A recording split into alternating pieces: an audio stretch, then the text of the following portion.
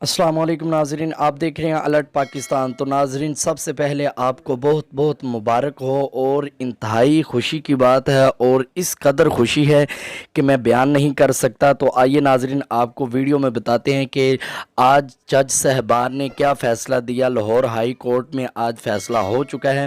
تو ویڈیو شروع کرنے سے پہلے میری آپ سے درخواست ہے کہ چینل کو سبسکرائب کر لیں اور ویڈیو کو لائک ضرور کریں اور بیل آئیکن کے اوپر کلک کر دیں تاکہ میری نیو ویڈیو آپ کو جلدی ملتی رہے۔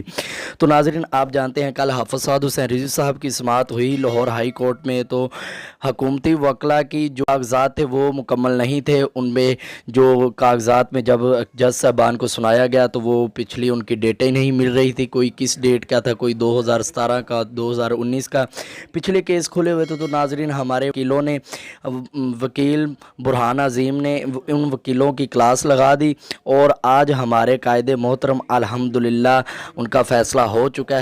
حکومت کو منہ توڑ جواب مل چکا ہے اور جج صاحبان نے آج فیصلہ دے دیا ہے۔ حضرت علامہ مولانا حافظ سعد حسین رضوی صاحب کو رہا کرنے کا اعلان ہو گیا ہے۔